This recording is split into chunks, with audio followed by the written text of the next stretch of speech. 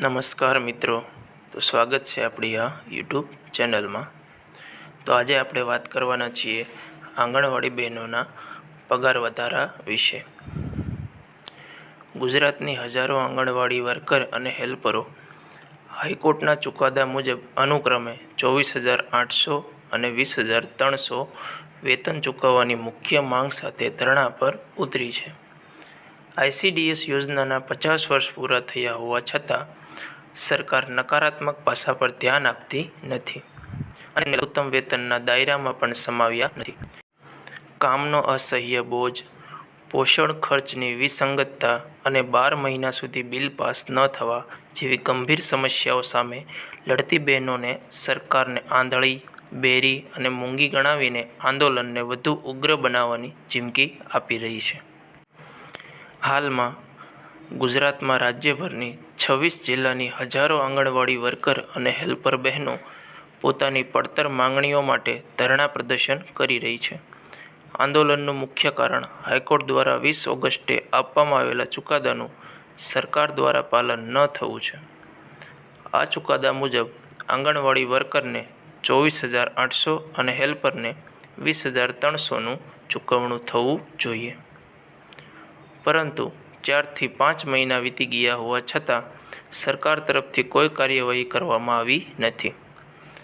આ બહેનો આવેદનો અને રેલીઓ કરીને થાકી ગઈ છે અને હવે અંતે ધરણાનો માર્ગ અપનાવ્યો છે। આંગણવાડી કાર્યકરોની મુખ્ય માંગણી છે કે જ્યાં સુધી તેમનો લઘુત્તમ વેતનના દાયરામાં સમાવેશ ન થાય ત્યાં સુધી તેમને મિનિમમ બેઝિસ મુજબ ચૂકવણું કરવામાં આવે। આ બહેનો આરોપ લગાવી રહી છે કે સરકાર લોકશાહીના મૂલ્યોની વિરુદ્ધ તાનાશાહી ચલાવી રહી છે, કારણ કે તેમને વિરોધ પ્રદર્શનની મંજૂરી પણ મળતી નથી। આંદોલનકારી બહેનોએ ચેતવણી આપી છે કે જો તેમની માંગણીઓ સ્વીકારવામાં નહીં આવે તો તેઓ તેનાથી પણ વધારે ઉગ્ર આંદોલન કરવા તૈયાર છે। આંદોલન ICDS યોજના સાથે સંબંધિત છે, જેણે લગભગ 50 વર્ષ પૂરા કર્યા છે।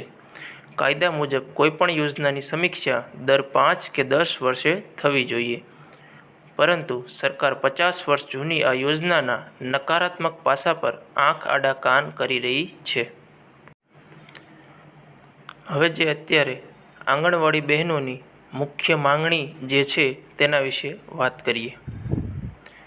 હાઈકોર્ટ દ્વારા નક્કી કરાયેલ 24,800 વર્કરને અને 20,300 હેલ્પરને ચૂકવણું તાત્કાલિક કરવામાં આવે। આંગણવાડીની મુખ્ય કામગીરી ઉપરાંત FRS, પોષણ ટ્રેકર અને BLO જેવી અનેક વધારાની કામગીરીઓનો અસહ્ય બોજ છે। આંગણવાડી કાર્યકરોને માત્ર 10,000 વેતન મળે છે, જેમાંથી અંદાજે 5,000 તો આંગણવાડીના ખર્ચમાં જ વપરાઈ જાય છે।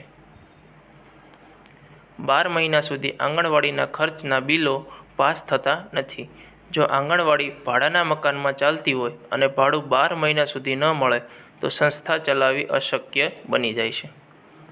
સરકાર દ્વારા પોષણ માટે નિર્ધારિત ભાવો એટલા ઓછા છે કે 10 પૈસામાં શાકભાજી કે 50 પૈસામાં દાળ અને ચણા જેના કારણે બાળકોને યોગ્ય પોષણ આપવું મુશ્કેલ બને છે। આ તમામ વિસંગતતાઓ અને માંગણીઓ પ્રત્યે સરકારની ઉદાસીનતાને કારણે આંદોલનકારી બહેનોએ સરકારને આંધળી, બેરી અને મૂંગી સરકાર ગણાવી છે, જે પાયાની બહેનોની પીડા સાંભળવા તૈયાર નથી। માર્ચ 2026 સુધીમાં ઘણા રાજ્યો સમીક્ષા કરી રહ્યા છે।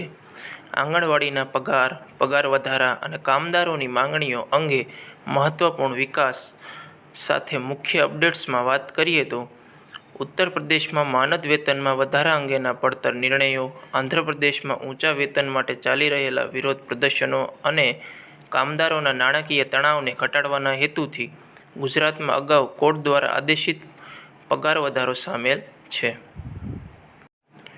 મુખ્ય પ્રાદેશિક અપડેટ્સ વિશે વાત કરીએ તો ઉત્તર પ્રદેશ માર્ચ 2026ના અહેવાલો સૂચવે છે કે સંભવિત પગાર વધારાની જાહેરાત અપેક્ષિત છે, જેમાં 1 એપ્રિલ 2026થી નવા ઊંચા પગાર દર લાગુ થવાની અપેક્ષા છે।